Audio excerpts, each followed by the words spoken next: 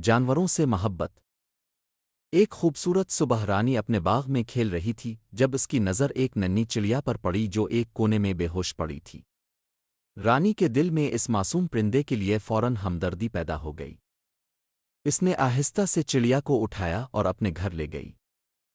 رانی نے چڑیا کو ایک نرم کپڑے میں لپیٹا اور اسے ایک پرسکون جگہ پر رکھ دیا۔ اس نے اسے پانی کے چند قطرے دیے اور کچھ چھوٹے بیج بھی اس کے پاس رکھ دیے۔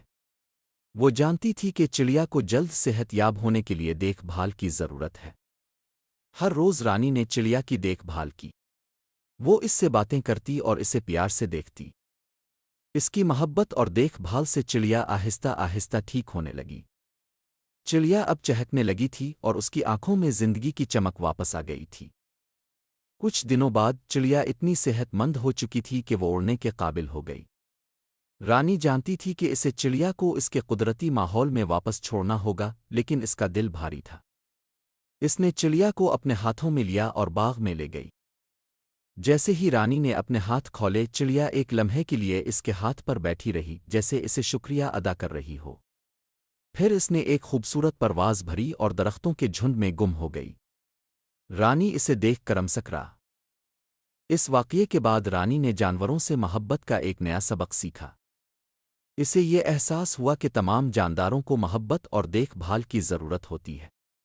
وہ روزانہ اپنے باغ میں چڑیوں کے لیے پانی اور دانے رکھتی اور انہیں دیکھ کر خوش ہوتی۔ ایک دن رانی اسکول سے واپس آ رہی تھی جب اس نے دیکھا کہ ایک چھوٹا سا کتا سڑک کے کنارے بھٹک رہا ہے۔ وہ کافی کمزور اور بھوکا لگ رہا تھا۔ رانی کو فوراً چڑیا والا واقعہ یاد آیا۔ اس نے احتیاط سے کتے کے قریب جا کر اسے پیار سے پکارا۔ کتا پہلے تو خوفزدہ تھا، لیکن رانی کی نرم آواز سن کر وہ دھیرے دھیرے اس کے قریب آ گیا۔ رانی نے اپنے بیگ سے ایک بسکٹ نکالا اور اسے کتے کو دیا۔ کتے نے بسکٹ کھایا اور رانی کی طرف دیکھ کر اپنی دم ہلائی۔ رانی کو اس پر پیار آ گیا۔ وہ جانتی تھی کہ اسے اس کتے کی مدد کرنی چاہیے۔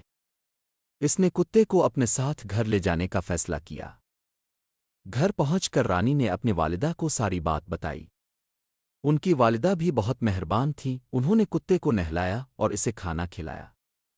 رانی نے اس کتے کا نام ٹامی رکھا۔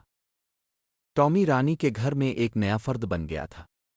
وہ روزانہ رانی کے ساتھ کھیلتا اور اس کے ساتھ وقت گزارتا۔